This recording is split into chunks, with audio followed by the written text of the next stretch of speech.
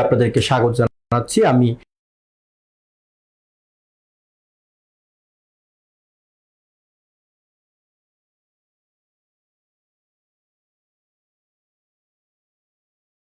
আসসালামু আলাইকুম। ট্রান্সলেশনের মূল পর্বে আপনাদেরকে স্বাগত জানাচ্ছি। আমি রুবেল রানা। আমরা গত একটি ক্লাসে ট্রান্সলেশনের বেসিক বিষয়গুলো শিখেছিলাম। সেখানে আমরা subject, verb, object, adverbial, active, passive সম্পর্কে আইডিয়া নিয়েছিলাম।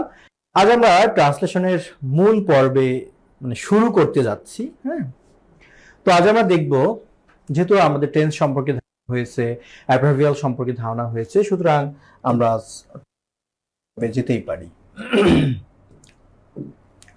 আমরা একটা করে বাক্য নিব এবং সেই বাক্য অনুবাদের মধ্য দিয়ে একটা ধারণা নেওয়ার চেষ্টা করব। আমার পরামর্শ থাকবে, আপনারা আগে বুঝে নেবেন, শিখবেন, জানবেন, তারপর খাতায় লিখবেন। লেখার বোঝার আগেই লেখা দরকার নেই, আগে বুঝেন পরে লিখবেন। আমাদের এখানে কি লেখা আছে? একটা বাক্য: দেশে ব্যবসায়ীদের ব্যাপক অবদান থাকা সত্ত্বেও তারা যে সম্মান পাওয়ার যোগ্যতা রাখে তা তারা পায় না। এই বাক্যের সবার আগে মূল ভার্ব খুঁজতে হয়। মূল ভার্ব কি? পায় না। কি পায় না? সম্মান পায় না। আচ্ছা, এটা অবজেক্ট। কে পায় না? ব্যবসায়ীরা পায় না, এটা সাবজেক্ট। এখন আপনি বলতে পারেন এখানে তো লেখা আছে ব্যবসায়ীদের, আপনাকে বুঝে নিতে হবে। বাংলা অনেক কঠিন করে লেখা থাকতে পারে, বাট ইংলিশটা আপনাকে সহজে বুঝতে হবে যে পায় না হলো ভার্ব। কি পায় না? সম্মান পায় না, সমান অবজেক্ট। কে পায় না? ব্যবসায়ীরা পায় না। তার মানে এই যে সাবজেক্ট, এই যে ভার্ব, অবজেক্ট, এগুলো নিয়ে হচ্ছে আমার প্রিন্সিপাল ক্লোজ গঠিত হয়ে গেল। তাহলে আমি বলেছিলাম সবার আগে অনুবাদ করতে গেলে আমাদের প্রিন্সিপাল ক্লোজটাকে খুঁজে বের করতে হবে। তাহলে আমি যদি স্বাভাবিকভাবে চিন্তা করে লিখি যে ব্যবসায়ীরা,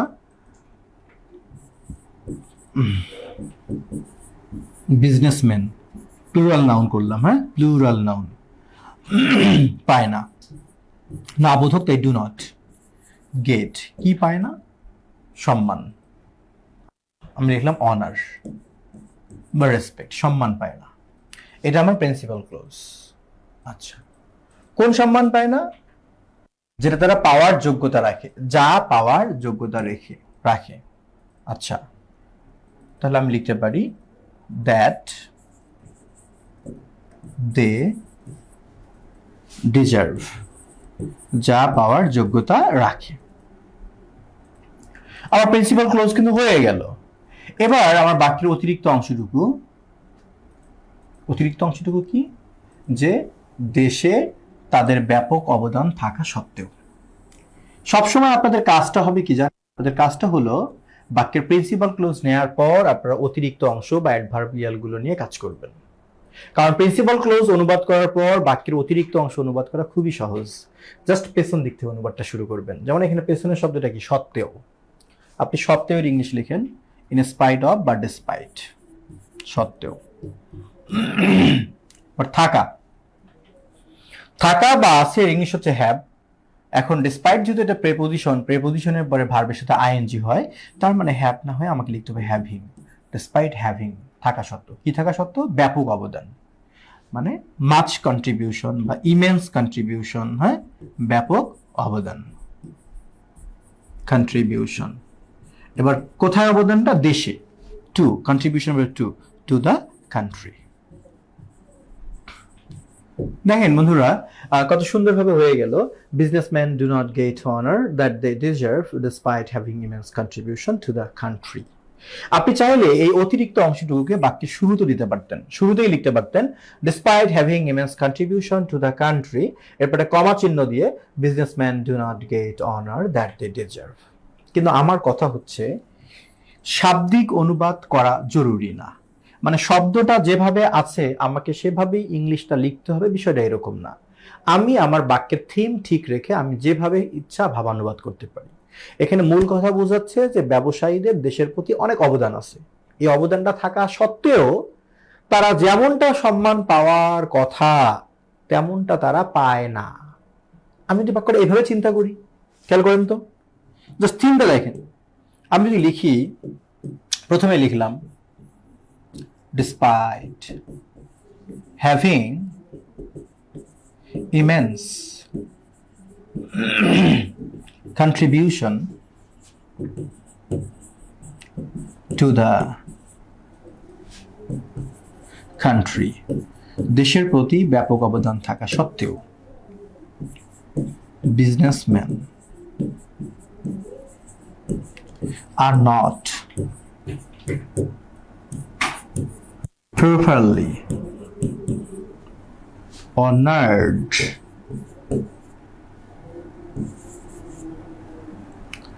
that they, আপনি দ্যাটকে উজ্জ্বল রাখতে পারেন, দ্যাটকে উজ্জ্বল রাখা যায়, reduced close, that they deserve. দেখেন এভাবে আমরা লিখতে পারি, despite having immense contribution to the country, দেশের প্রতি ব্যাপক অবদান থাকা সত্ত্বেও businessman are not properly honoured, ব্যবসায়ীরা ঠিকঠাক ভাবে সম্মানিত হয় না যেমনটা তারা ডিজার্ভ করে। এখানে বলছে সম্মান পায় না, আমি লিখেছি কি সম্মানিত হয় না। এই দুইটার মধ্যে কি ভাবের কোনো পার্থক্য আছে? নেই।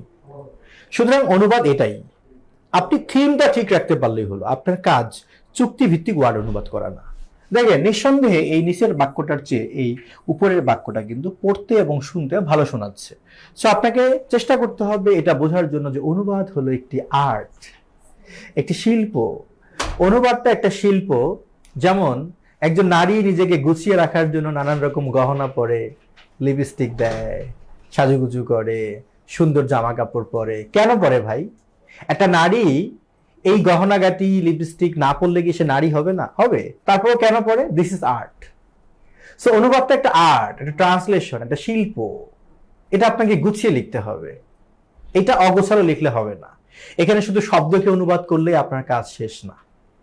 এটা যত শুনতে ভালো শোনাবে, সেন্টেন্সটা সাজানো ভালো হবে, তত ভালো নাম্বার পাবেন। তবে মাথায় রাখতে হবে থিম যেন নষ্ট না হয়, বাকি থিম ঠিক রাখতে হবে। এখানে বলছে ব্যবসায়ীরা সম্মান পায় না, আপনাকে ওই থিমটা ঠিক রাখতে হবে যেন সম্মান ওরা না পায় এমন বুঝায়। ঠিক আছে? সুতরাং আমরা এই বাক্যটা বুঝে গেলাম। এবার আমরা পরের বাক্যে চলে যাব। পরের বাক্যে কি বলা হয়েছে? বলেছে এটার কারণ, এই যে ব্যবসায়ীরা হয় না এর কারণ কি?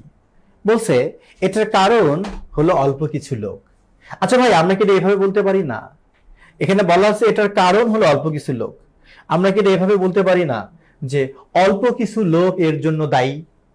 বলা যায় না যে অল্প কিছু লোক, a few people are responsible for this? বলা যায় না? যায় তো। সো এটার কারণ হলো অল্প কিছু লোক, এটাকে আপনি আপনার মতো করে সাজাতে পারেন। কোন লোকগুলো? যারা অসৎভাবে ব্যবসা করে। তাহলে দেখেন এই বাক্যটার মধ্যে যারা হলো একটা কনজাংশন। আপনারা যখন কোনো লং সেন্টেন্সের মধ্যে এরকম কনজাংশন পাবেন, যেখানে যেখানে কনজাংশন পাবেন সেখানে একটা করে স্টেশন বানাবেন। মানে হলো যেখানে করে কনজাংশন পাবেন আপনি ধরে নেবেন যে আমার কাজ হলো এই কনজাংশনের আগেরটুকু আগে অনুবাদ করে নেওয়া। বুঝতে পারছেন? তাহলে এটার কারণ হলো অল্প কিছু লোক, এইটুকু ইংলিশ আগে আমি লিখবো। এটা ইংলিশ আমি এভাবে বলতে পারি যে a few people are responsible for this. Sorry. আবার এটা এভাবেও তো বলতে পারি যে it is caused by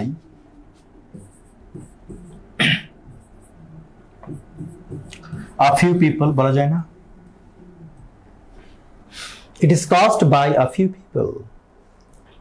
এটা ঘটে থাকে অল্প কিছু লোকের দ্বারা, হয়তো। আবার a few people are responsible for this, সেটাও তো হয়। থিম ঠিক থাকলেই হলো। বুঝতে পারছেন? তাহলে আমরা প্রথম অংশটুকু লিখলাম। এবার কি বলছে? যারা। এই যারার ইংলিশ আমি কি দিব? হু। যারা, যার জন্য আমি হু দিলাম। এবার আমরা একটা একটা করে পার্ট নেই। যারা অসৎভাবে ব্যবসা করে। তাহলে এখানে ভার্ব কোনটা? এখানে যারাটাই সাবজেক্ট, ভার্ব কোনটা? ব্যবসা করে, ডু। আচ্ছা, এবার ব্যবসা, বিজনেস। অসৎভাবে তার মানে ইন ডিসঅনেস্ট ওয়ে, যারা অসৎভাবে ব্যবসা করে। তাহলে আমার বাক্যটা কি হলো? It is caused by a few people who do business in dishonest way. মানে যেসব লোক অসৎভাবে ব্যবসা করে সেই লোকগুলোই এটার জন্য দায়ী। তো কেন ভাই আমার এত নাটক করার কি দরকার, মানে বলতে পারি it is cost by a few, খেয়াল ফিউ অনেস্ট,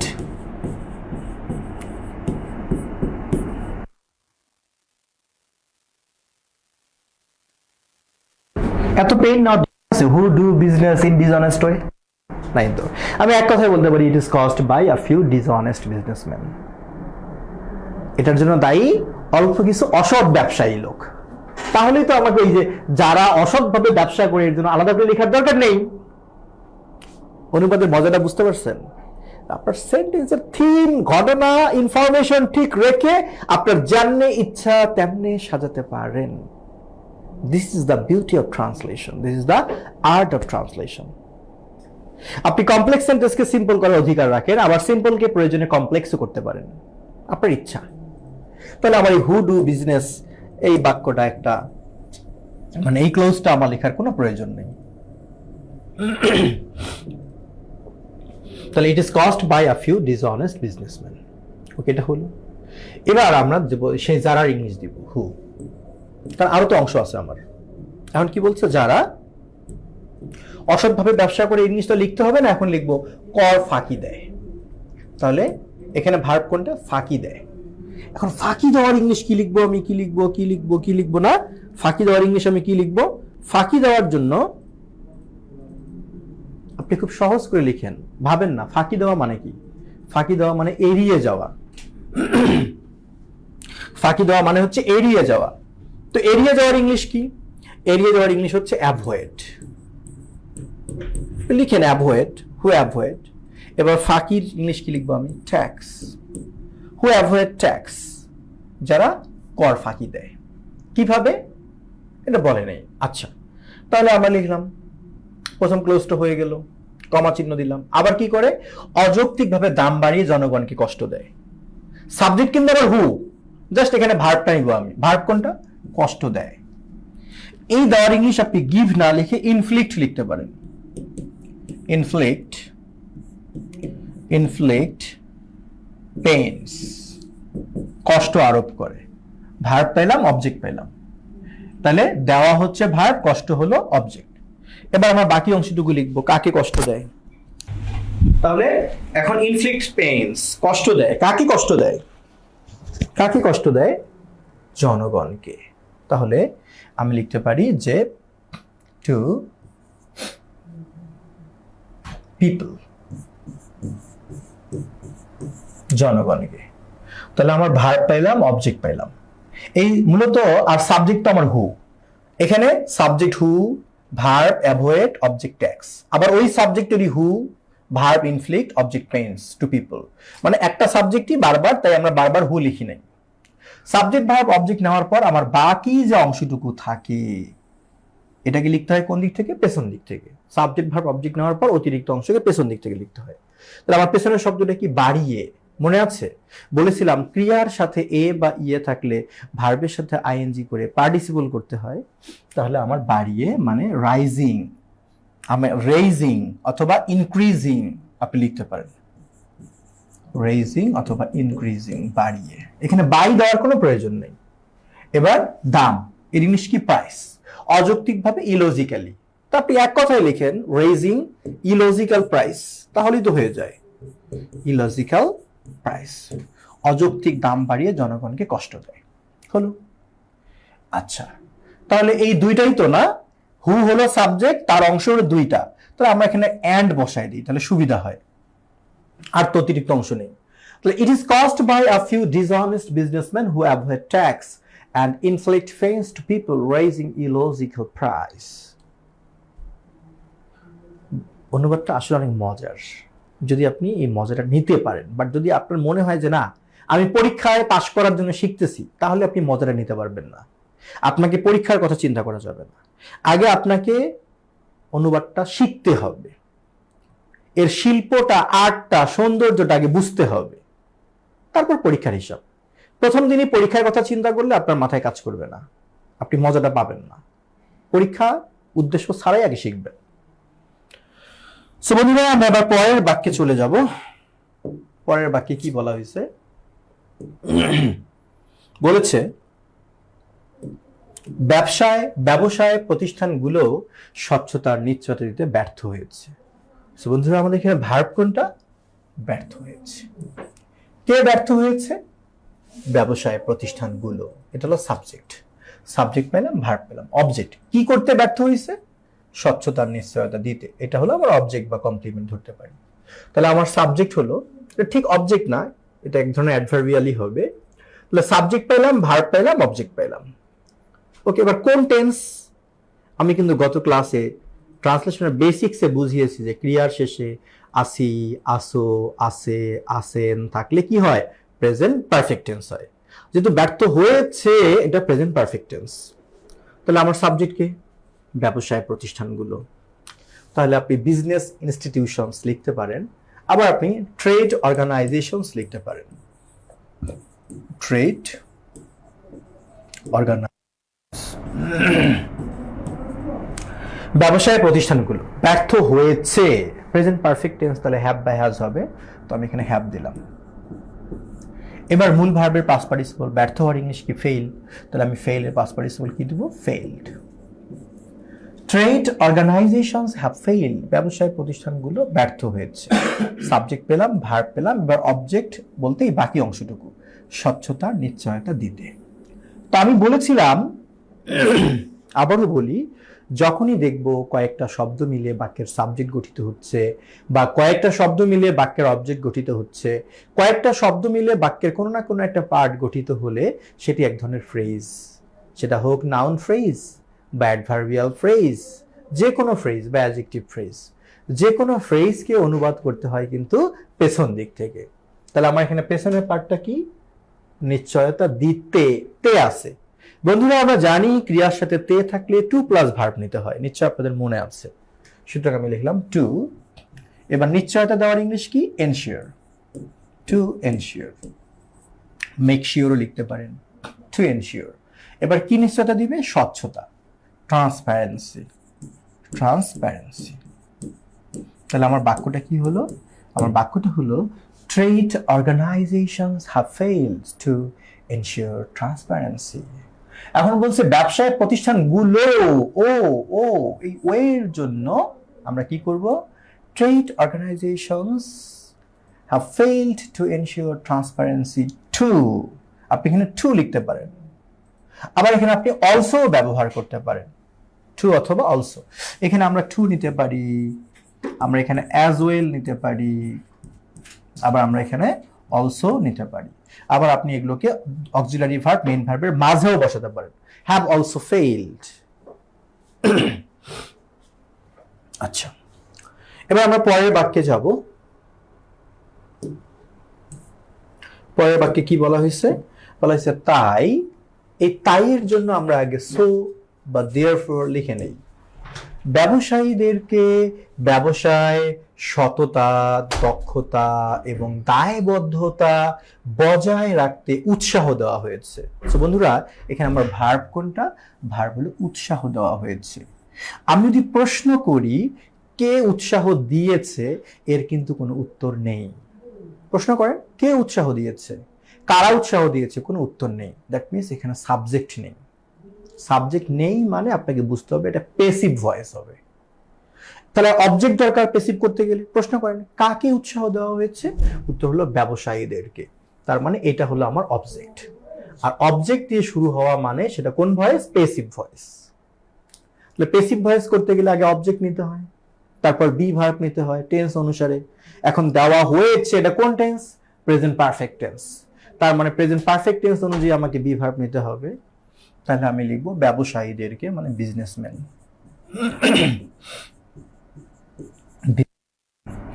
প্রেজেন্ট পারফেক্ট টেন্সের জন্য হ্যাভ বা হ্যাজ এর সাথে বিন যুক্ত হবে প্যাসিভ করতে গেলে, have been. Businessman have bin.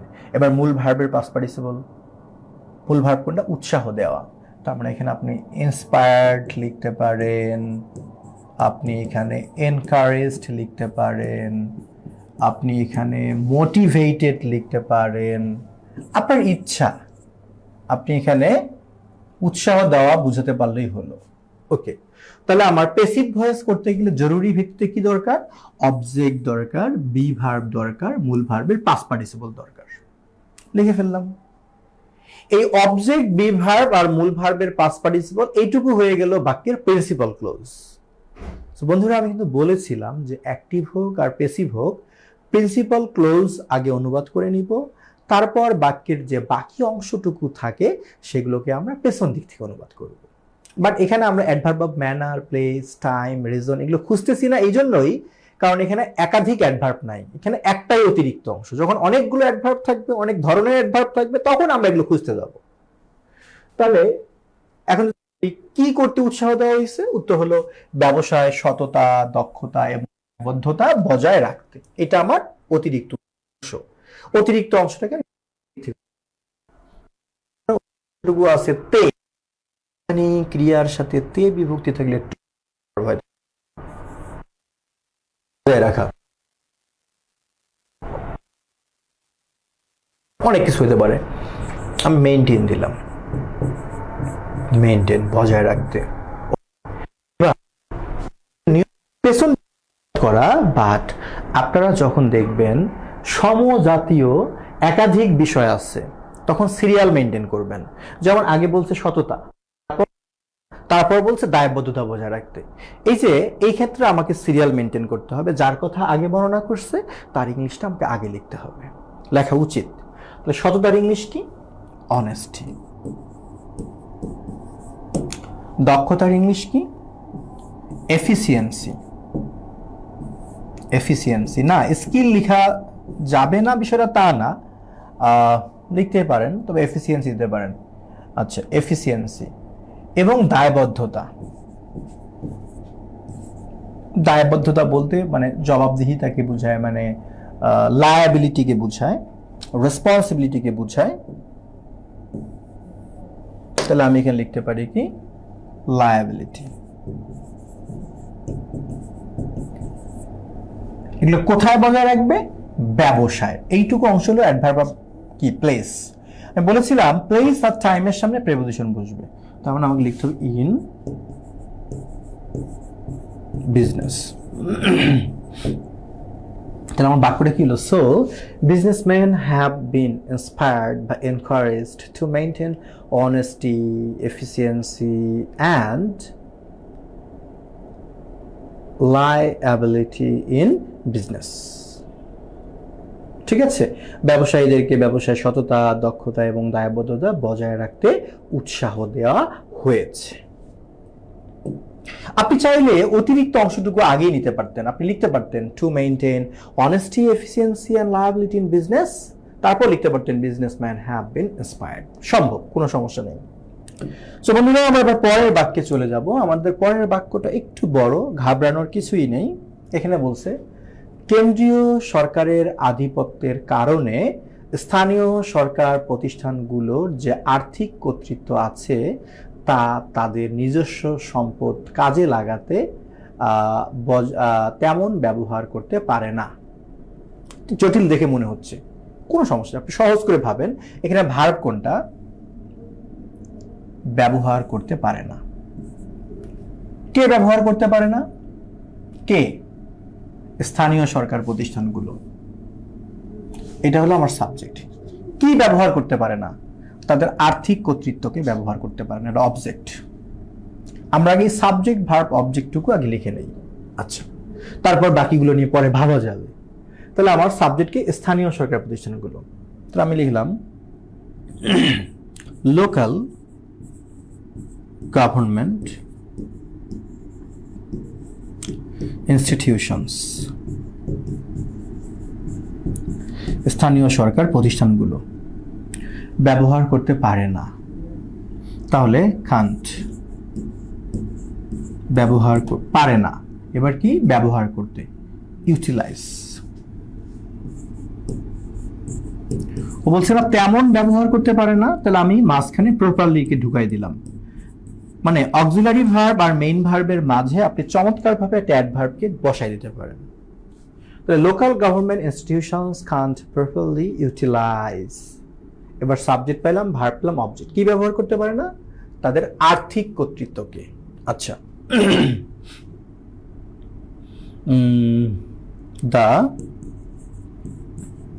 Financial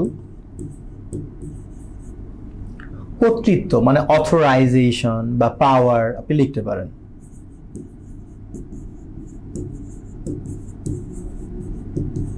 ওকে, ব্যাস আমার সব হয়ে গেল, আমার আরকে ঠেকায় সাবজেক্ট ভার্ব অবজেক্ট হয়ে গেল। এখন আমরা খুঁজবো বাকি কি আছে। আমি যে প্রশ্ন করি কেন ব্যবহার করতে পারে না, তাহলে উত্তর আসে কেন্দ্রীয় সরকারের আধিপত্যের কারণে। আপনারা জানেন কেন দিয়ে প্রশ্ন করলে উত্তর হিসেবে যা পাওয়া যায় সেটা হলো অ্যাডভার্ব অফ রিজন, এটা হলো রিজন। ওকে, এখন যদি প্রশ্ন করি কোথায় ব্যবহার করতে পারে না, উত্তর হলো তাদের নিজস্ব সম্পদে। আর কাজে লাগানোর ইংলিশ তো আমরা লিখে ফেলছি ইউটিলাইজ, তাহলে এটা হচ্ছে অ্যাডভার্ব অফ কি প্লেস। সো বন্ধুরা, আমরা যেটা দেখলাম যে এই বাক্যের প্রিন্সিপাল ক্লোজ বাদ দিলে অতিরিক্ত অংশ বা অ্যাডভার্বিয়াল মোটামুটি তিনটা বাট মোটামুটি দুইটা আর কি। একটা হচ্ছে রিজন আর একটা হচ্ছে কি প্লেস। তাহলে আমরা একটু ভাগ করি, প্রিন্সিপাল ক্লোজের আগে আমরা রিজনটাকে বসাই দেই আর প্রিন্সিপাল ক্লোজের পরে আমরা প্লেসটাকে বসাই দেই। দুইটা অ্যাডভার্বিয়াল দুই দিকে থাক, বাক্যের ব্যালেন্স সুন্দর হবে, কি বলেন? আচ্ছা, তাহলে শেষের দিকে প্লেসটাকে বসাবো। কোথায় ব্যবহার করতে পারে? নিজস্ব সম্পদের ক্ষেত্রে। তাহলে আমি লিখতে পারি ইন দেয়ার ওন রিসোর্সেস। আর আর প্রথমে কি আছে? কারণটা। তো এগুলো তো পেছন দিক থেকে অনুবাদ করতে হয়, তাহলে কারণে। তাহলে আমি কি লিখবো? ডিউ টু, কারণে। কি? কেন্দ্রীয় সরকারের আধিপত্য। তাহলে আধিপত্যের ইংলিশ কি? Dominance. Due to the dominance of the central government.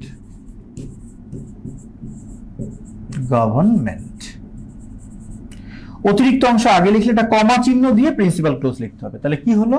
Due to the dominance of the central government, local government institutions can't properly utilise the financial authorisation in their own resource. বন্ধুরা, একটা কথা মনে রাখবেন, বাক্যে যত word আপনি কমাতে পারবেন তত বাক্য স্মার্ট হবে। যেমন দেখেন, due to the dominance of the central government, আমরা এত কিছু না লিখে যদি আমরা এক কথায় বলতাম the dominance of the central government, মানে কেন্দ্রীয় সরকারের আধিপত্য, আমরা এত পেইন না নিয়ে যদি এভাবে বলি কেমন হয় দেখেন তো, যে due to the central dominance, এক কথায় বলি, দেখে একটা কমা চিহ্ন দেই, due to the central dominance, কেন্দ্রীয় আধিপত্যের কারণে। কেন্দ্রীয় আধিপত্য বললেই তো বোঝায় যে কেন্দ্রীয় সরকারের আধিপত্য। আমার এত কিছু তো লেখার দরকার নেই, due to the dominance of the central government, কি দরকার ভাই? আমি এক কথায় লিখবো, due to the central dominance, local government institutions can't properly utilize the financial authorization in their own resources. বন্ধুরা, আপনি চাইলে কিন্তু এই রিজন এর পার্টটাকে বাক্যের শেষে রাখতে পারতেন। আপনি এভাবে বলতে পারতেন, লিখতে পারতেন যে local government institutions can't properly utilise the financial authorisation in their own resources due to the central dominance. কিন্তু আমি বলি কি, যদি বাক্যে একাধিক অ্যাডভার্বিয়াল থাকে, সবগুলো বাক্যের শেষে দিয়ে দেওয়ার চেয়ে কিছু অংশ প্রিন্সিপাল ক্লোজের আগে কিছু পরে দিলে বাক্যের অর্থের একটা ব্যালেন্স, একটা ভারসাম্য বজায় থাকে। আচ্ছা, এবার আমরা পরের বাক্যে চলে যাব। আমাদের পরের বাক্যে কি বলছে খেয়াল করেন, বলেছে ফলস্বরূপ। আচ্ছা, আমরা ফলস্বরূপের জন্য আগে একটা ওয়ার্ড লিখে নেই না, কনসিকুয়েন্টলি বা অ্যাজ এ রেজাল্ট অফ।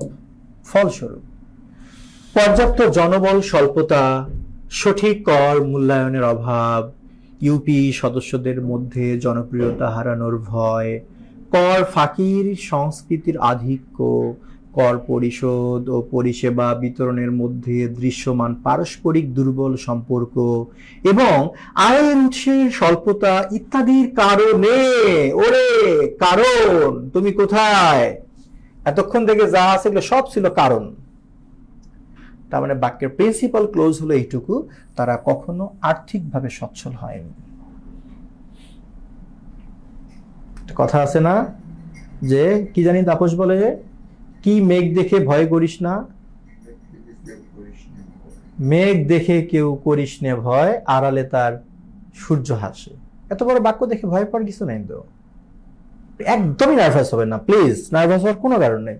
আপনার প্রিন্সিপাল ক্লোজ পাইছেন না, আপনি কি এইটুকু ইংলিশ লেখেন, তারা কখনো আর্থিকভাবে সচ্ছল হয় নাই, এটার আগে ইংলিশ লিখবো আমরা। এটা কোন টেন্স বুঝতে কষ্ট হচ্ছে, কিন্তু মনে হচ্ছে পাস্ট টেন্স, তাই না? নাবোধক বাক্য যখন থাকবে টেন্স বুঝতে কষ্ট হইতে পারে, তখন ওই নাবোধক বাক্যটাকে মনে মনে হাবোধক বাক্য ভাববেন, তাহলে টেন্স বের হবে। যেমন আমি যদি এটাকে হাবোধক বাক্য বলি তাহলে কি হবে, তারা কখনো আর্থিকভাবে সচ্ছল হয় নাই, এর হাবোধক কি হয়েছে। নাবোধক জন্য লেখা হয়েছে হয় নাই, হাবোধকে কি হতো হয়েছে। হয়েছে বললে কোন টেন্স হইতো, প্রেজেন্ট পারফেক্ট টেন্স। তার মানে এটা আসলে প্রেজেন্ট পারফেক্ট টেন্স। ঠিক আছে, এভাবে বুঝবেন। তাহলে আমি লিখব দে, সাবজেক্ট তারা, প্রেজেন্ট পারফেক্ট টেন্স মানে হ্যাভ, দে হ্যাভ। কখনো না তার মানে নেভার, অ্যাডভার্বকে অক্সিলারি ভার্ব আর মেইন ভার্বের মাঝে বলছি। They have never. এবার হওয়ার ইংলিশ কি, বি। তাহলে বি এর পাস্ট পার্টিসিপল কি হবে, মূল ভার্বের পাস্ট পার্টিসিপল না, তাহলে বিন হবে। আপনি বিকামও লিখতে পারতেন, দে হ্যাভ নেভার বিন। তাহলে সাবজেক্ট হলো দে, ভার্ব হলো হ্যাভ বিন, আর অ্যাডভার্বটা নেভার। তারা কখনো হয় নাই, কি হয় নাই, আর্থিকভাবে সচ্ছল হয় নাই। তাহলে আমি লিখব ইকোনমিক্যালি বা ফিনান্সিয়ালি সলভেন্ট, ফিনান্সিয়ালি সলভেন্ট, তারা কখনো আর্থিকভাবে সচ্ছল হয়নি। সো বন্ধুরা, আমার প্রিন্সিপাল ক্লোজ কিন্তু হয়ে গেল। এখন আমি কি করব, এখন আমি সব বাকি অংশটুকু লিখে দিব, পেছন দিক থেকে অনুবাদ করব, সব কারণ দিয়ে দিব। পেছনের শব্দটা কি, কারণ। আমি লিখে দিলাম কারণটা আমার, কারণ কারণ কারণ কোথায় তুমি, এই যে কারণ আমার, ডিউ টু, কারণে। এখন আপনাদের কাজ হলো একটা একটা করে কারণ লিখবেন। সো বন্ধুরা এখানে খেয়াল করবেন, কারণ কি একটা দেওয়া আছে না, কারণ কিন্তু অনেকগুলো দেওয়া আছে। আমি বলেছিলাম, আবারও বলি, যখন সমজাতীয় বিষয় একাধিক থাকবে তখন আপনাকে ক্রম বা সিরিয়াল অনুসরণ করতে হবে, অর্থাৎ যার বর্ণনা আগে দেয়া আছে তার ইংলিশটা আগে লিখতে হবে। প্রথমে কার বর্ণনা দেয়া আছে, প্রথমে দেয়া আছে পর্যাপ্ত জনবল স্বল্পতা। দ্যাট মিনস এখানে বলা আছে পর্যাপ্ত জনবলের স্বল্পতা, বুঝে নিতে হবে আপনাকে। তাহলে আমার শেষের ওয়ার্ডটা কি, স্বল্পতা। স্বল্পতা বলতে কি বোঝায়, অভাব। ল্যাক অফ দিয়ে লিখতে পারেন, আপনার ধারণা ঠিক আছে, ল্যাক অফ দিয়ে লিখতে পারেন, আপনি অন্যভাবে চিন্তা করেন না, শর্টেজও লিখতে পারেন, শর্টেজ, স্বল্পতা, শর্টেজ অফ, কিসের স্বল্পতা, এখানে জনবলের লেখা না থাকলেও আপনাকে ধরে নিতে হবে শর্টেজ অফ কিসের, পর্যাপ্ত জনবল। আপনি এনাফও লিখতে পারতেন, এডিকুয়েট ম্যান পাওয়ার, পর্যাপ্ত জনবলের স্বল্পতা। ওকে, প্রথম কারণটা হলো। পরের কারণটা কি, সঠিক কর মূল্যায়নের অভাব। কোন দিক থেকে লিখতে হবে, পেছন দিক থেকে। কথা একটাই, যে কোনো ফ্রেজ মানে আপনাকে পেছন দিক থেকে লিখতে হবে। পেছনের শব্দটা কি, অভাব। অভাবের ইংলিশ কি, ল্যাক অফ। আর কত ল্যাক অফ ভাই, আপনি ল্যাক অফ থেকে বের হয়ে আসেন, ল্যাক অফ বারবার লেখার দরকার নেই তো। আপনি ভাবেন অভাব মানে কি, ওয়ান্ট অফ হতে পারে, শর্টেজ হতে পারে। শর্টেজ একবার লিখছি না, আমি এবার অ্যাবসেন্স লিখি। কেন, অ্যাবসেন্স মানে অনুপস্থিত, অনুপস্থিত মানে কি, যেটা নাই, এটাই তো অভাব। তাহলে অ্যাবসেন্স, অ্যাবসেন্ট না, অ্যাবসেন্স, নাউন লিখতে হবে। কেন, কারণ প্রতিটা তো নাউন দিয়ে আমি শুরু করছি, shortage noun, absence noun, parallel হতে হবে, অভাব। এবার এই যে র, এই র এর ইংলিশ পেছন দিক থেকে কিন্তু আসবো আমরা, হ্যাঁ। র এর ইংলিশ অফ, অ্যাবসেন্স অফ, কিসের অভাব, সঠিক কর মূল্যায়ন, প্রপার ট্যাক্স অ্যাসেসমেন্ট। আপনার যে অ্যাসেসমেন্টই লিখতে হবে তা কিন্তু না, আপনি মূল্যায়নের জন্য ইভ্যালুয়েশনে লিখতে পারেন, আপনার ইচ্ছা ভাই, মূল্যায়ন হলেই হলো।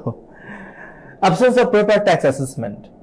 এরপরে কি বলা হয়েছে, ইউপি সদস্যদের মধ্যে জনপ্রিয়তা হারানোর ভয়, এটা একটা কারণ না, এটা পেছন দিক থেকে লিখতে হবে।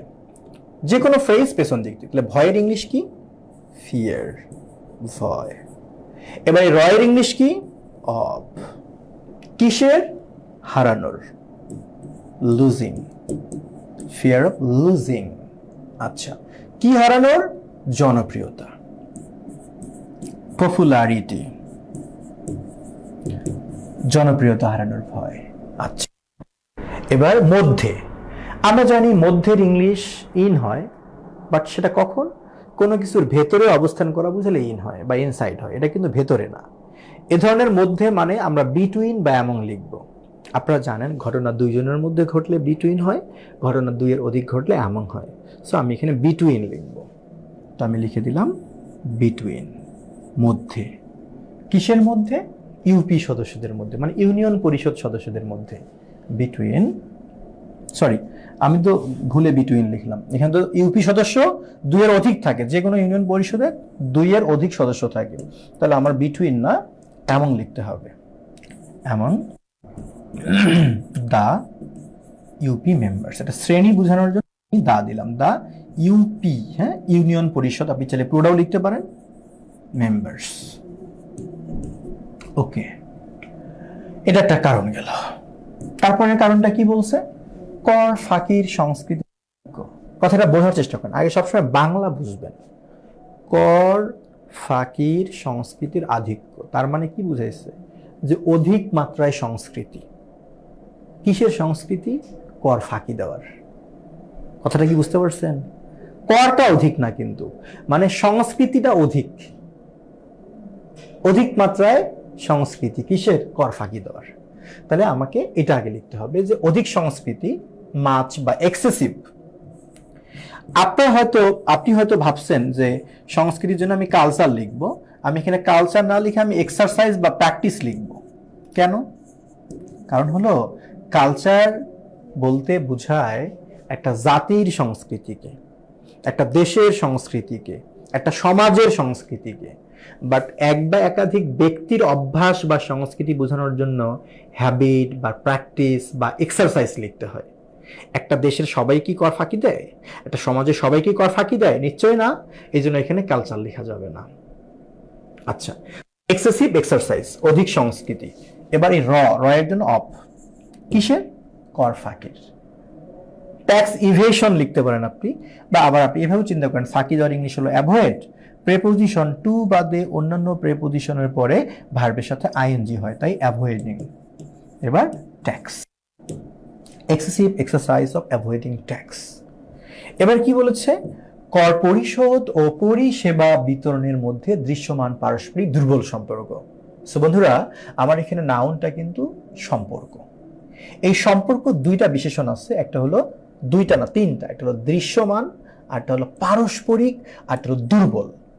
আমরা যে কোনো ফ্রেজকে পেছন দিক থেকে লিখব, তবে যদি আমরা লক্ষ্য করি নাউনের পূর্বে কোনো অ্যাডজেক্টিভ বা বিশেষণ আছে, তাহলে অ্যাডজেক্টিভের ইংলিশগুলো আগে লিখে নাউনটাকে পরে লিখতে হবে। তার মানে আমাকে দৃশ্যমান, পারস্পরিক, দুর্বল এই তিনটার ইংলিশ আগে লিখতে হবে, তারপর সম্পর্ক লিখতে হবে। তাহলে আমি দৃশ্যমান বলতে চোখে দেখা যায় ভিজিবল, হ্যাঁ ভিজিবল লিখতে পারেন, কিন্তু সম্পর্কে কি দেখা যায়? দেখা যায় না। সো এখানে ভিজিবল না লিখে এক্সিস্টিং দিলে ভালো হয়, মানে যা বিদ্যমান আছে সেটার কথা বলছে। তাহলে আমি লিখলাম এক্সিস্টিং। এবার দুর্বলের জন্য দিলাম উইক। কো রিলেশন, এক কথায় লিখে দিলাম কো রিলেশন, মানে পারস্পরিক সম্পর্ক। এক্সিস্টিং অর্থাৎ দৃশ্যমান, পারস্পরিক, দুর্বল সম্পর্ক। এবং এর জন্য আমি অ্যান্ড দিলাম, অ্যান্ড আয়ের উৎসের স্বল্পতা। এটাও একটা ফ্রেজ, আমাকে পেছন দিক থেকে লিখতে হবে। পেছনের পার্টটা কি? স্বল্পতা। কি লিখবেন? শর্টেজ তো একবার লিখছি, অ্যাবসেন্সও একবার লিখছি, আমি ল্যাক অফ লিখতে চাচ্ছি না। এবার আমরা কি লিখব? এডিকুয়েট মানে কি? পর্যাপ্ত। ইনএডিকুয়েট মানে কি? অপর্যাপ্ত। এই এডিকুয়েট আর ইনএডিকুয়েট শব্দ দুটো কি? অ্যাডজেক্টিভ। তাহলে এদের নাউন লিখতে হবে আমাকে। এডিকুয়েট এর নাউন হচ্ছে এডিকুয়েসি, ইনএডিকুয়েট এর নাউন হচ্ছে ইনএডিকুয়েসি। তাহলে আমাকে লিখতে হবে ইনএডিকুয়েসি, অ্যান্ড ইনএডিকুয়েসি অফ আয়ের উৎস, income sources. Sources plural form কেন করলাম? ওই যে সোর্স একটা কমন নাউন, কমন নাউনকে প্লুরাল রাখতে হবে ইত্যাদি। It is it's etcetera, etcetera. তাহলে আমার পুরো বাক্যটা কি হলো? Consequently, they have never been financially solvent due to shortage of adequate manpower, absence of proper tax, popularity among the UP members, excessive exercise of avoiding tax, existing weak correlation and inadequacy of income sources, etc. So বন্ধুরা, আপনারা চাইলে কিন্তু এই অতিরিক্ত অংশটাকে প্রথমে নিয়ে তারপর এই প্রিন্সিপাল ক্লোজটিকে বাক্যের শেষেও লিখতে পারতেন। অর্থাৎ আপনি লিখতে পারতেন due to shortage of adequate manpower, absence of proper tax assessment, fear of losing popularity among the UP members, excessive exercise of avoiding tax, existing weak correlation and আচ্ছা, আমরা একটা জিনিস মিস করেছি, সেটা হলো কর পরিশোধ ও পরিষেবা বিতরণের মধ্যে সম্পর্ক, তাই না? এটা মিস করেছি, সরি। তাহলে আমাকে লিখতে হবে এক্সিস্টিং উইক কোরিলেশন, জিনিসটা আমি মিস করেছি, যে কার মধ্যে রিলেশনটা, কর পরিশোধ ও পরিষেবা। তাহলে আমাকে লিখতে হবে বিটুইন, দুইটা জিনিস যেহেতু, তাহলে বিটুইন কর পরিশোধ কি ট্যাক্স পেমেন্ট, ট্যাক্স পেমেন্ট, ঠিকই ধরছিলেন, আমি মিস করছি। অ্যান্ড পরিষেবা বিতরণ মানে সেবা বিতরণ, অর্থাৎ সার্ভিস ডেলিভারি। তাহলে আমরা কি লিখতে পারতাম? আবারও দেখি, due to shortage of adequate manpower, absence of proper tax assessment, fear of losing popularity among the UP members, excessive exercise of avoiding tax, existing weak correlation between tax payment and service delivery, and inadequacy of income sources, etc. এরপরে আমরা একটা semicolon চিহ্ন দিতাম, কমা না দিয়ে semicolon দিতাম, কারণ এগুলোর ভেতরে অনেক কমা চিহ্ন আছে। তাই আমাদের নরমালি নিয়ম হচ্ছে, যদি অতিরিক্ত অংশটাকে আগে লিখি তাহলে অতিরিক্ত অংশের পরে কমা চিহ্ন দিয়ে প্রিন্সিপাল ক্লোজ লেখার কথা ছিল, তাই না? আমরা এখানে কমা না দিয়ে সেমিকোলন চিহ্ন দিতাম। আমরা যদি অতিরিক্ত অংশটাকে আগে লিখতাম, এটাকে আগে লিখতাম, তাহলে আমরা সেমিকোলন চিহ্ন দিতাম, কারণ এর ভেতরে অনেকগুলো কমা আছে। সেমিকোলন দিয়ে আমরা প্রিন্সিপাল ক্লোজটা লিখতাম যে they have never been financially solvent. So বন্ধুরা, বাক্য যত লং হোক ভয় পাওয়ার কিন্তু কিছু নেই, লিখতে পারবে নিমিশে। অনুশীলন করতে হবে, অনুশীলন করতে হবে, হ্যাঁ। বাট একটা কথা, অনুশীলন যে আমরা করব, সবাই বলে যে প্রচুর পরিমাণে অনুশীলন করতে হবে, কিন্তু আপনি অনুশীলন করে যদি কাউকে দেখাতে না পারেন যে আপনি যা অনুশীলন করেছেন তা ঠিক আছে নাকি ভুল আছে, এমনও তো হতে পারে যে আপনি আমার কাছে অনুবাদটা শিখতেছেন, অনুশীলন করতে গিয়ে আমার চেয়েও আপনার অনুবাদের মান ভালো হতেই পারে। জি, হতেই পারে। আমি কি ঘোড়ার ডিম লিখেছি, আপনি লিখলে এর চেয়ে অনেক ভালো হবে, হতেই পারে। সেটা আপনি বুঝবেন কিভাবে? এটা তো কাউকে দেখাতে হবে। দেখা গেল আপনি অনেক ভালো মানের অনুবাদ পারেন, অথচ আপনি জানেনই না, কারণ কাউকে দেখাতে পারতেছেন না। আবার আপনি অনুবাদ প্র্যাকটিস করে যাচ্ছেন, প্রচুর ভুল হচ্ছে, বাট আপনি বুঝেন না, কারণ কাউকে দেখাননি আপনি। এই জন্য আমি বলি কি, শুধু অনুশীলন করলে হবে না, সেই অনুশীলনটা ঠিকঠাক আছে কিনা, অনুশীলনটা ঠিকঠাক আছে কিনা এটা বোঝার জন্য আপনার যেটা দরকার, সেটা একজন মেন্টর দরকার, একজন গুরু দরকার, একজন শিক্ষক দরকার, যাকে যাকে আপনি দেখাবেন যে আপনার অনুবাদের মানটা ঠিকঠাক আছে কিনা, কি উন্নয়ন করা দরকার, এগুলো আপনার দেখা দরকার, দেখানো দরকার।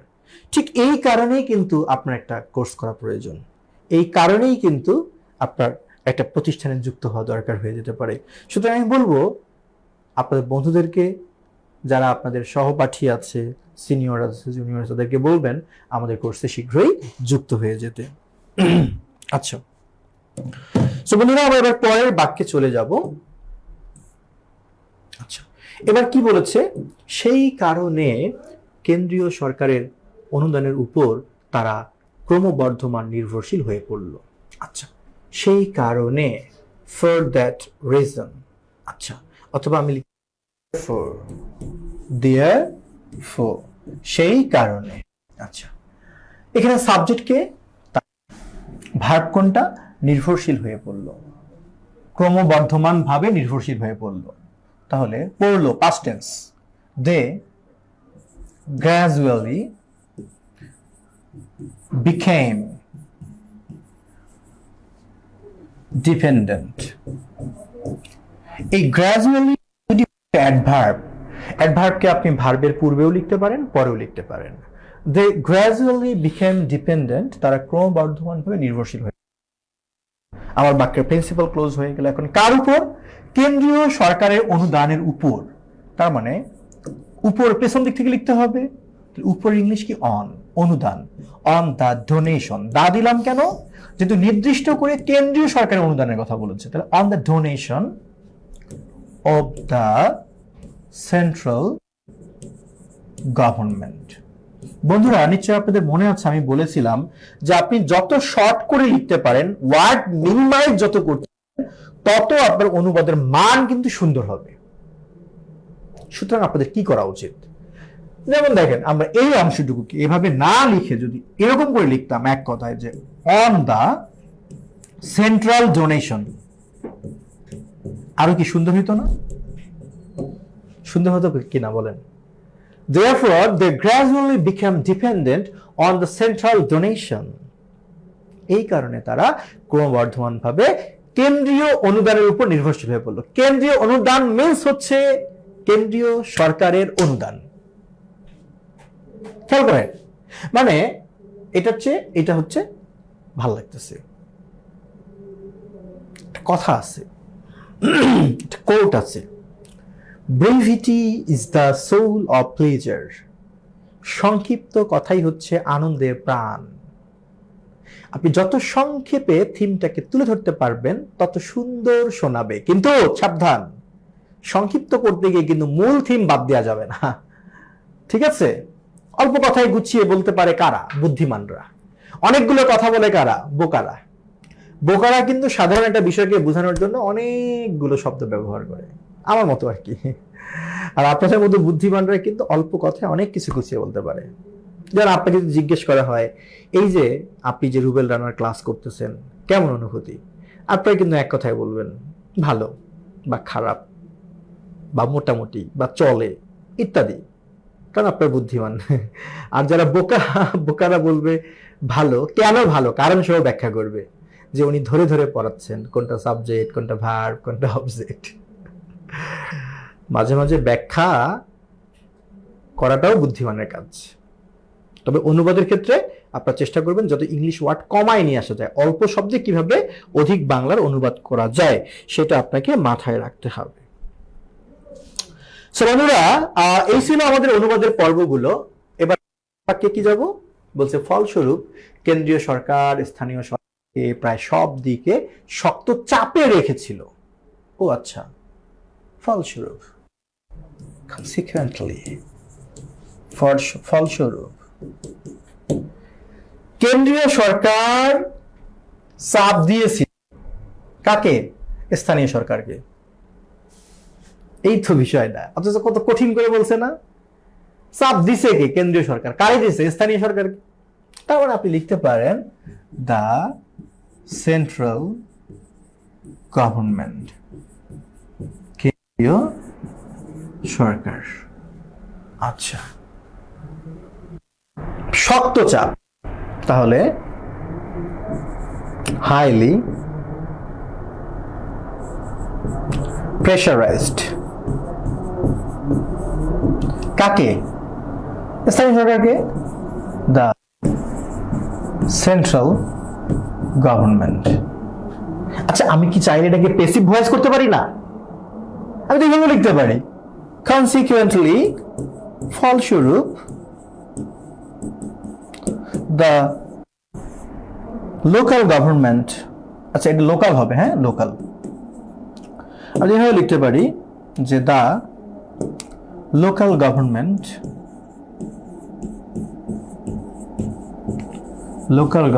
was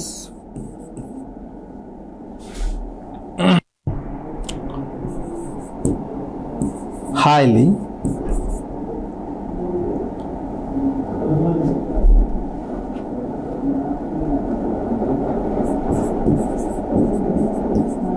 pressurized in a square, সব দিক থেকে। হ্যাঁ, আচ্ছা, তাহলে কার দ্বারা? By the central government. লেখা যায় কিনা? আপনি যা লিখতে পারেন অ্যাক্টিভে তাই লিখে দিতে পারেন প্যাসিভে, যদি প্যাসিভ হওয়ার কারণে শুনতে ভালো শোনায়। আপনার দেয়া আছে বাক্য প্যাসিভে, যদি আপনার মনে হয় অ্যাক্টিভে অনুবাদটি করলে শুনতে ভালো শোনায়, আপনি অ্যাক্টিভেই করে দিবেন। Decision is years. থিম ঠিক থাকলে হলো ভাই। আপনি সিম্পল সেন্টেন্সকে কমপ্লেক্স করতে পারেন, কমপ্লেক্সকে সিম্পল করতে পারেন, সিম্পলকে কম্পাউন্ড করতে পারেন। আপনার সব অধিকার আছে, শুধু থিম ঠিক রাখলেই হলো। ও আরেকটা কথা, যারা মনে করে যে ফ্রি হ্যান্ড রাইটিং কিংবা অনুবাদে দক্ষ হওয়ার জন্য একদম ডিকশনারি মুখস্থ করে ফাদার অফ কি ইংলিশ ডিকশনারি বা ডক্টর স্যামুয়েল জনসন হয়ে যেতে হবে, তার ধারণাটা আসলে ভুল। হ্যাঁ, বা ভালো ওয়ার্ড, ভালো মানের ওয়ার্ড, সুইটেবল ওয়ার্ড জানার দরকার আছে, কিন্তু আমি মনে করি আপনাদের ভান্ডারে যতটুকু ভোকাবুলারি আছে আপনি তাই দিয়ে কিন্তু অনুবাদের মাঠে, ফ্রি হ্যান্ড রাইটিং এর মাঠে নামতে পারেন। এরপর ডে বাই ডে আপনি নতুন নতুন ওয়ার্ড শিখবেন, শিখে আপনি সে অনুযায়ী অনুশীলন করবেন। এর জন্য আপনাকে ইংলিশ পত্রিকা প্র্যাকটিস করতে হবে। আমি দেখাবো ইংলিশ পত্রিকা কিভাবে প্র্যাকটিস করতে হয়, আজকে আমি সেটা দেখাবো। আর দুইটা বাক্যকে দেখি আমরা কি বলছে এখানে। এই ক্রমবর্ধমান নির্ভরশীলতা স্থানীয় সরকার শক্তিশালীকরণে সবচেয়ে বড় অন্তরায় হয়ে দাঁড়িয়েছে। তাহলে এখানে দাঁড়িয়েছে, এটা হলো ভার্ব। কে দাঁড়িয়েছে? উত্তর হলো এই ক্রমবর্ধমান নির্ভরশীলতা। এটা আমার সাবজেক্ট। কি হয়ে দাঁড়িয়েছে? সবচেয়ে বড় অন্তরায়, মানে বাধা। এটা হলো আমার অবজেক্ট। সাবজেক্ট পাইলাম, ভার্ব পাইলাম, অবজেক্ট পাইলাম। ভাই এখানে দাঁড়ায় যাইতেই হবে কেন? আমি তো এভাবে বলতে পারি যে এই ক্রমবর্ধমান নির্ভরশীলতা সবচেয়ে বড় বাধা হয়েছে। ওটা দাঁড়ায় যেতেই হবে কেন? ওখানে বাংলায় দাঁড়িয়েছে মানে ইংলিশে আমাকে স্ট্যান্ড লিখতে হবে এমন তো কোনো কথা নাই। দাঁড়িয়েছে মানে হয়েছে, চাওলা শেষ। তো আমার সাবজেক্টকে এই ক্রমবর্ধমান নির্ভরশীলতা, this increasing dependency,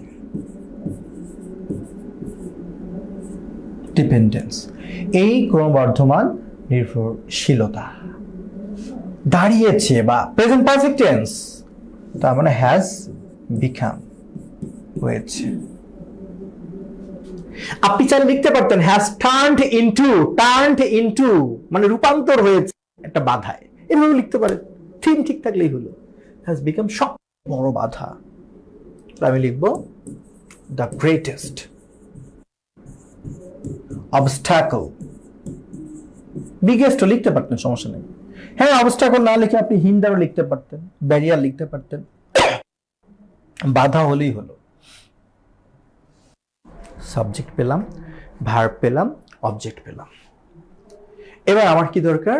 অতিরিক্ত অংশটুকু লিখতে হবে। কোন দিক থেকে? পেছন দিক থেকে অনুবাদ করতে হবে। আর অতিরিক্ত অংশ কোনটা? স্থানীয় সরকার শক্তিশালী করণে। আসলে এখানে বলছে স্থানীয় সরকারকে শক্তিশালী করতে। করণে মানে করতে, এটা উদ্দেশ্য। সো এখানে টু লাগবে, টু। এবার শক্তিশালীর ইংলিশ হলো স্ট্রং। স্ট্রং শব্দটা একটা অ্যাডজেক্টিভ, কিন্তু আমার তো দরকার ভার্ব। শক্তিশালী করা মানে স্ট্রেংথেন।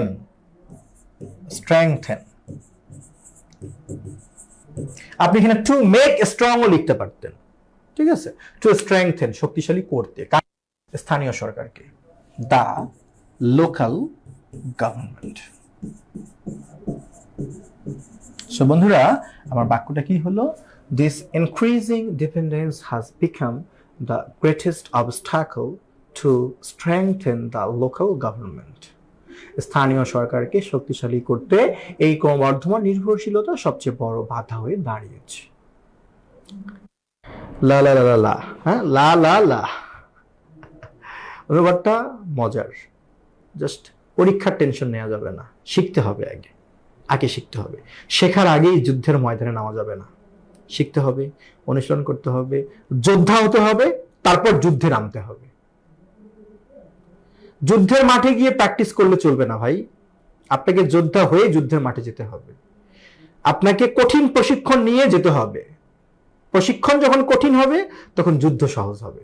বাট আপনার প্রশিক্ষণ নরবরে, জীবন নিয়ে টানাটানি হবে যুদ্ধের ময়দানে, ঠিক কিনা? চিল্লায় বলেন ঠিক কিনা? ঠিক। সুতরাং আগে প্রিপারেশন, তারপর এক্সামিনেশন। কি বলেছি? আগে প্রিপারেশন, তারপর এক্সামিনেশন। যারা বলে যে আমি জব পাইতে আমার সময় লাগতেছে 3 বছর, 4 বছর, 5 বছর, হ্যাঁ, সৃষ্টিকর্তার লাখ বলে একটা ব্যাপার আছে, কিন্তু সাধারণ হিসাবে যদি বলি ভাই, জব পেতে 3-4 বছর লাগে না। জব পেতে 6 মাস থেকে 1 বছর যথেষ্ট, যদি আপনি এটাকে প্রপারলি ইউটিলাইজ করেন। এখন যদি কেউ ঝিমিয়ে পড়ে, নিজের রেস্ট দিয়ে পড়ে, অন্য কাজের ফাঁকে ফাঁকে একটু পড়ে, ওর 6 বছর কেন, 6 যুগও তো লাগতে পারে। কথা বুঝতে পারছেন? আমার কথা, যুদ্ধের ময়দানে যখন নামবেন, আদা জল খেয়ে নামবেন। নামবো, একটু পড়বো, ঘুমাবো, আড্ডা দিব, চিল করব, কক্সবাজার যাবো বন্ধুদেরকে নিয়ে, এক গাদা টিউশন করাবো, আর্নিং করব, ফান্ডিং করব, ফাঁকে ফাঁকে পড়বো, হবে না ভাই। জীবন অত সহজ না ভাই। আপনার যারা সেলফ ডিপেন্ডেন্ট, যারা নিজেদের টিউশন করে নিজেদের পড়াশোনা করতে হয়, নিজেদের ইনকাম করে পড়তে, তাদের উদ্দেশ্যে বিশেষ করে আমি বলবো, ভাই তোমার 1 বছর কষ্ট হোক, তুমি 2টা টিউশন করাও, কোনো রকমে তুমি চলতে পারলে হবে। হ্যাঁ, ফ্যামিলির কষ্ট হবে আমি জানি, কিন্তু তুমি যদি ফ্যামিলিকে খুব সুখে রাখতে যাও, তো অনেক টিউশন করাতে হবে, তুমি কিন্তু পড়ার সময় পাবা না। সাময়িক সময় টিউশন করে তুমি ফ্যামিলিকে খুশি রাখতে পারবা, হ্যাপি রাখতে পারবা, সুখে রাখতে পারবা, বাট বাকি সময় তোমার পুরো লাইফ নিয়ে তুমি চিন্তায় বাঁচবা না। So be careful. 1টা বছর গরিবানা হলে চলো, তারপর সারা জীবনটা ভালো করে কাটাও। লোভ লালসা থেকে বের হয়ে আসি ভাই। আমার কথা, প্রস্তুতি ছাড়া যুদ্ধের ময়দানে এক্সামিনেশন নামা উচিত হবে না। আগে প্রস্তুতি নেই। আমরা অনেকে কি করি, যে কোনো পরীক্ষা সামনে হলেই আমরা ওই পরীক্ষা কেন্দ্রিক পড়াশোনা করি। ধরো সামনে একটা পরীক্ষা আছে ভূমি মন্ত্রণালয়ের, আমরা সব বাদ দিয়ে ওটার জন্য পড়ি। তারপরে আমার একটা কি কম্বাইন্ড ব্যাংকের পরীক্ষা, সব বাদ দিয়ে ওটার জন্য পড়ি। এতে কি হয়, আমাদের একটা গোছানো প্রিপারেশন কিন্তু হয় না। সামনে ধরো 46 প্রিলি বা 47 প্রিলি বা 48 প্রিলি বা 46 রিটেন পরীক্ষা আছে, সব বাদ দিয়ে আমরা ওটার জন্য পড়ি। হ্যাঁ, যারা প্রিলি পাস করছে তারা রিটেনের জন্যই পড়বে। বাট যারা ব্যাংকস অফ সিকার, তাদেরকে আমি বলবো তোমাদের প্রিলি রিটেন কম্বাইন্ড প্রিপারেশন নেওয়া উচিত ভাই। যাই মোটিভেশনে কিছু বলবো না, আমি জানি আপনারা প্রত্যেকের জন্য মোটিভেশন। আপনারা প্রত্যেকেই বেকারত্বের জায়গা থেকে একটা সৃষ্টিকর্তা প্রদত্ত মোটিভেশন পান। আপনি ফিল করতে পারেন সহজে যে আমি বেকারত্বে আছি, আমি বেকার। বেকারত্বের ফিল আপনারা আমার চেয়ে বেশি ভালো করতে পারবেন। সুতরাং মোটিভেশন দেওয়ার কিছু নেই, ওই জায়গা থেকে ফিল করে পড়েন। এবার আমরা পরের বাক্যে যাব। কি পরের বাক্যে বলছে? একটি স্বাধীন ও শক্তিশালী স্থানীয় সরকারের অপরিহার্য শর্ত হলো আর্থিক সচ্ছলতা। আচ্ছা, তাহলে আমরা এভাবেও তো চিন্তা করতে পারি, আর্থিক সচ্ছলতা হলো একটা অপরিহার্য শর্ত। উল্টা করে বলা যায় না, রাকিব আমার ভাই, রাকিব ইজ মাই ব্রাদার। আমি তো উল্টা করেও বলতে পারি, মাই ব্রাদার ইজ রাকিব। পারি কি না? পারি। তাহলে আপনি উল্টা করেই পড়েন, আর্থিক সচ্ছলতা হলো একটা স্বাধীন ও শক্তিশালী স্থানীয় সরকারের অপরিহার্য শর্ত। তাহলে আমি লিখতে পারি আর্থিক সচ্ছলতা, ফিনান্সিয়াল সলভেন্সি হলো, সাবজেক্ট পেলাম, ভার্ব পেলাম, এখন কমপ্লিমেন্টটা হচ্ছে এইটা, এই পুরোটা। তো যে কোনো পাঠকে অনুবাদ করতে হয় পেছন দিক থেকে। তাহলে একটা অপরিহার্য শর্তের ইংলিশ কি? an essential condition, an essential condition, essential condition লিখতে পারেন। ভাই আমি সিম্পলি কি লিখতে পারি জানেন? মাস্ট লিখতে পারি। ইজ মাস্ট, মাস্ট এখানে একটা অ্যাডজেক্টিভের কাজ করবে, যা জরুরি প্রয়োজন। আমার এসেনশিয়াল কন্ডিশন লেখার কোনো প্রয়োজন নেই, আমি শুধু মাস্ট দিয়ে চালিয়ে দিতে পারি। Is must.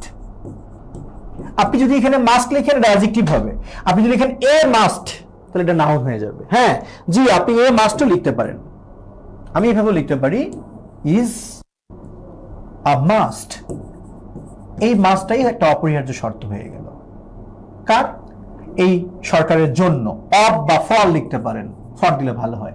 কার জন্য? একটা স্থানীয় সরকারের জন্য। স্থানীয় সরকারের দুটো বিশেষণ আছে, সেই স্থানীয় সরকারটা কেমন হবে? স্বাধীন আর শক্তিশালী হবে। মাস্ট ফর অ্যান স্বাধীন। আচ্ছা, স্বাধীন মানে আপনাকে ইন্ডিপেন্ডেন্ট লিখতে হবে এমন কথা নাই, আপনি লিখতে পারেন ফ্রিও লিখতে পারেন। ফ্রি অ্যান্ড শক্তিশালী মানে আয় জোর বেশি তা না, আপনি লিখতে পারেন পাওয়ারফুল, ক্ষমতাশালী লোকাল গভর্নমেন্ট। তাহলে financial solvency is must for a free and powerful local government. আপনি এই বাক্যটাকে উল্টা করেও লিখতে পারেন যে a must for a free and powerful local government is financial solvency, সেটাও সম্ভব। বন্ধুরা, আশা করি আজকের এই অনুবাদের ক্লাসে আপনাদেরকে আমি কিছু শেখাতে পারিনি জানি, তবে আমার মনে হয় যে আপনারা একটা বাংলা বাক্যকে অন্তত ভেঙে চুরে লিখতে পারবেন। বাট সেন্টেন্স কারেক্ট করার জন্য আপনাদেরকে অনেক কিছু জানতে হবে। প্রিপোজিশনের ব্যবহার জানতে হবে, ডিটারমিনারের ব্যবহার জানতে হবে, সাবজেক্ট ভার্ব এগ্রিমেন্টের প্রয়োগ জানতে হবে, অনেক বিষয় এখানে যুক্ত আছে। বাট আমার চেষ্টা ছিল একটা সেন্টেন্স অন্তত যেন ভাঙিয়ে একটা ফ্রেম দিতে পারেন। আমার বিশ্বাস যদি ক্লাসটা পুরোটা মনোযোগ দিয়ে করে থাকেন, আমার হয় সেইটুকু আমি হয়তো শেখানোর চেষ্টা করেছি। জানি না আপনারা কতটুকু বুঝতে পেরেছেন। আমার চেষ্টা কিন্তু কমতি, আমার চেষ্টার কমতি ছিল না। সো বন্ধুরা, এবার আমি যে কাজটা করব, এবার আমি চাবো আপনাদেরকে আসলে একটা জিনিস বুঝাতে, সেটা হলো যে তারপর সেটা গুগলে যাব, কাটবো না, আমি একটু আপনাদেরকে দেখাবো যে কিভাবে হ্যাঁ আচ্ছা একটু কিভাবে আপনাদের হচ্ছে যে কি বলে যে ডেইলি স্টার বা ইংলিশ নিউজ পেপার গুলো করতে হয়। এটা সবাই বলে যে তোমরা প্র্যাকটিসের জন্য পত্রিকা পড়ো। আসলে আমি একটু অনেকের কাছে শুনি তারা আসলে বুঝতে পারেন আমি কিভাবে পড়বো রাইট। সো বন্ধুরা, আমি সেটাই দেখানোর চেষ্টা করবো এখন আপনাদেরকে যে কিভাবে পড়লে আমরা লাভবান হব। পত্রিকা আপনার দিন কেনার প্রয়োজন নেই বা কেনারই দরকার নেই, আপনি অনলাইন থেকেও করতে পারেন, কোনো সমস্যা নেই। ল্যাপটপ দিয়ে করতে পারেন, ই পেপার পড়তে পারেন। যদি হার্ড কপি কেনেন আপনার ইচ্ছা, সমস্যা নেই। আপনি ধরেন একটা পত্রিকা সিলেকশন করলেন, আজকের নিউজটা। এখানে কি কি আছে? News, opinion, sports, business, entertainment, life and living, youth, আচ্ছা tech and startup, multimedia, feature, more. এখানে অনেক কিছুই থাকবে। আপনার নর্মালি এন্টারটেইনমেন্ট আসলে কিছু থাকে না, তো বলা যায় না, একটা পত্রিকার অনেক জায়গায় অনেক গুরুত্বপূর্ণ ফিচার থাকতেই পারে। নর্মালি আমরা অপিনিয়ন অংশে যাব। অপিনিয়ন অংশে গেলাম আমি। এখানে গিয়ে আপনি দুইটা অংশ দেখতে পাচ্ছেন, অনেক কয়টা অংশ আছে, এডিটোরিয়াল আছে, জিওপলিটিক্যাল ইনসাইট আছে, ইনফোকাস আছে, লেটার টু এডিটর আছে। আমি একটু এডিটোরিয়ালে গেলাম। আচ্ছা, এডিটোরিয়ালে গিয়ে আপনি অনেক লেখাই পাবেন, কিন্তু হ্যাঁ আপনাকে একটু খুঁজতে হবে যে কোন লেখাটা পড়লে এটা আমার পরীক্ষায় একটা এসে হিসেবে আসতে পারে, কোন লেখাটা থেকে একটা কম্প্রিহেনশন করার মতো, এটা আপনাকে একটু বোঝার চেষ্টা করতে হবে, কোনটা একটা ফোকাস হিসেবে আসার মতো। আপনি দেখেই বুঝবেন। যেমন ধরেন এখানে কি দিয়েছে, আমরা কতগুলো জিনিস এখানে দেখি যে কি কি এখানে আছে। লিগ্যাল হ্যারাসমেন্ট অফ স্টুডেন্টস, স্টুডেন্টদের হ্যারাসমেন্ট নিয়ে একটা নিউজ আছে। এই যে এই ধরনের বিষয়, কিছু কিছু খবর যেগুলো সরকার বিরোধী, রাষ্ট্র বিরোধী, অনেকটা সরকারের বিপক্ষে যায়, এই টাইপের বিষয়গুলো আমারই খুব একটা পরীক্ষায় আসে না, কিন্তু আপনি এগুলো অ্যাভয়েড করেন, এগুলো পরে অবসরে দেখা যাবে। আপনি একটু খুঁজবেন কোনগুলো দেশের জন্য অর্জন, অ্যাচিভমেন্ট গুলো কি, এমন খবর আছে কিনা, তারপর পরিবেশ নিয়ে কোনো কিছু আছে কিনা, কিংবা লিটারেচার, সাহিত্য বিষয়ক কিছু আছে কিনা। এই বিষয়গুলো আপনারা একটু নজর দেওয়ার চেষ্টা করবেন। দেশের জন্য কোনো চ্যালেঞ্জ আছে কিনা, চ্যালেঞ্জ মোকাবেলায় সরকারের কোনো পদক্ষেপ নিয়ে কোনো এডিটোরিয়াল আছে কিনা, এগুলো আপনারা খোঁজার চেষ্টা করবেন। আচ্ছা, তো আমরা এখানে খুঁজে খুঁজে যদি বের করি,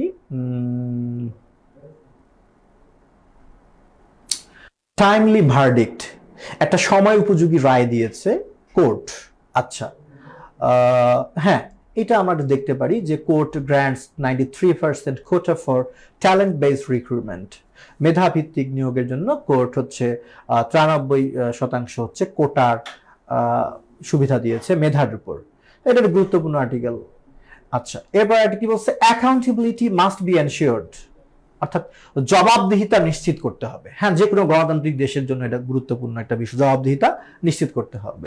তো আমরা দেখতেছি একজন সমন্বয়কারীর হচ্ছে পেটানোর বা আহত হওয়ার বা কিছু ছবি, এটা আমরা বাদ দিচ্ছি। হ্যাঁ, এখন এখানে আমার পরীক্ষার মতো কিছু নাই আমার।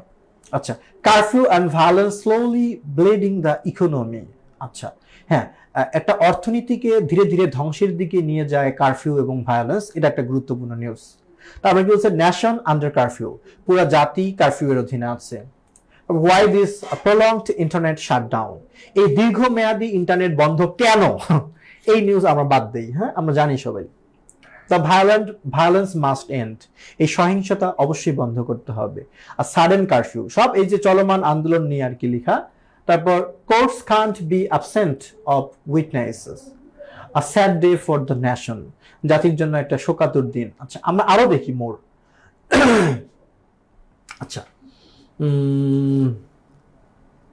continued student rate, waterlogging in a gift from the city corporation, Khulna Polytechnic has storms, but students live up campus. Acha, no relief from seasonal waterlogging. A state enterprise must answer of losses.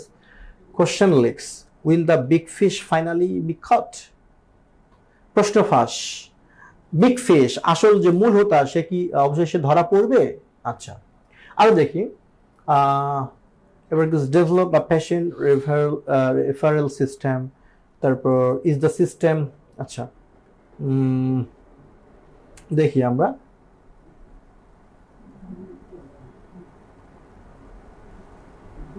আচ্ছা, একটু ধৈর্য নিয়ে থাকেন, আমি একটা article বের করব। হ্যাঁ,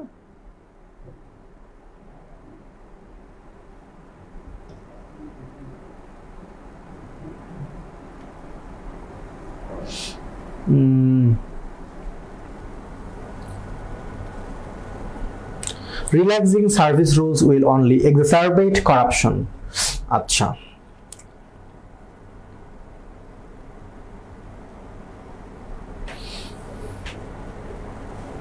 বন রক্ষা করার এটা আর্টিকেল খুব ভালোই। আচ্ছা, স্ট্রাইক করছে।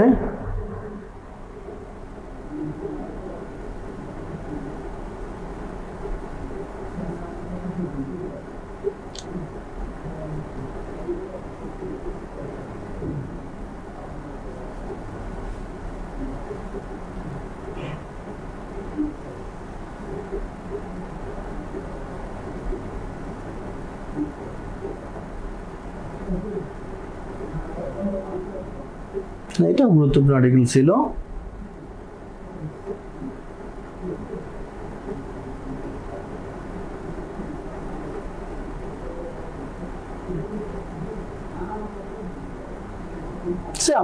ডোন্ট নেগলেক্ট প্রাইমারি এডুকেশন, প্রাথমিক শিক্ষার গুরুত্ব নিয়ে কথা বলছে। প্রাথমিক শিক্ষাকে অবহেলা করা যাবে না। আপনি এভাবে একটা আর্টিকেল চুজ করবেন। এখন আপনার কাজ কি? আপনার প্রথম কাজ হলো এই আর্টিকেলটার একদম শুরু থেকে শেষ পর্যন্ত জাস্ট এক ঝলক আপনি পড়বেন। আপনার মিনিং বোঝার চেষ্টা করতে হবে না, আপনার কাজ হলো এক ঝলক পড়া, এক ঝলক পড়ে ফেলা। ওকে, পড়লেন। এবার আপনার এক হাতে খাতা এবং কলম থাকবে। আপনার কাজ হবে কি জানেন? আপনার কাজ হলো যে ওয়ার্ডগুলোর মিনিং আপনি জানেন না, অজানা, সে আপনার নেগলেক্ট শব্দের অর্থ আপনি খাতায় নেগলেক্ট লিখবেন। আপনার রিভিল শব্দের অর্থ জানা নেই, আপনি খাতায় নোট করবেন। কনসার্নিং জানেন না, নোট করবেন। তারপরে আসেন যে যতগুলো আননোন ওয়ার্ড আছে, আপনি আননোন ওয়ার্ডগুলো আগে কি করবেন? খাতায় নোট করবেন। এরপর কনটেক্সট বিবেচনায়, হ্যাঁ, মানে এই সেন্টেন্সটা বিবেচনায় এই ওয়ার্ডগুলোর মিনিং কি হইতে পারে আপনি এটা অনুমান করবেন, গেস করবেন।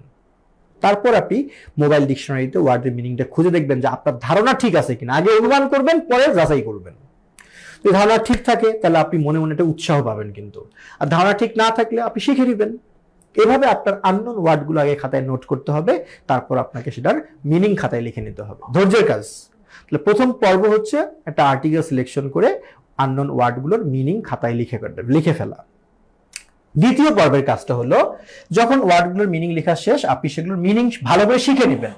শেখার পর আপনি কি করবেন? আপনার কাজ হলো সেন্টেন্স অনুবাদ করবেন। এবার আপনি সুন্দর করে শিরোনাম দিলেন, ডোন্ট নেগলেক্ট প্রাইমারি এডুকেশন। বাংলায় লিখবেন যে প্রাথমিক শিক্ষাকে অবহেলা করা যাবে না। ওকে, এবার আপনি বাংলা অনুবাদ করবেন, তবে শব্দ কেন্দ্রিক অনুবাদ না। আপনি একটা সেন্টেন্স আগে পড়বেন। এখানে কি বলছে?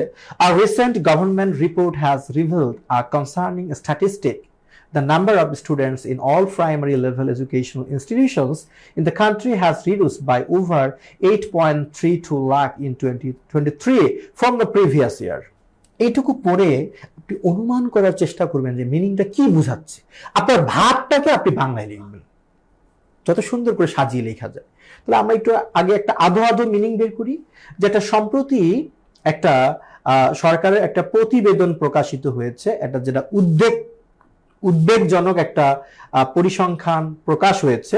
সেখানে দেখা যাচ্ছে যে আমাদের দেশে প্রাথমিক শিক্ষার লেভেল যদি আমরা চিন্তা করি, দেখা গেল যে 2023-এ শিক্ষার্থীর সংখ্যা 8.32 লাখ কম এসেছে প্রিভিয়াস ইয়ার মানে 22-এর তুলনায়।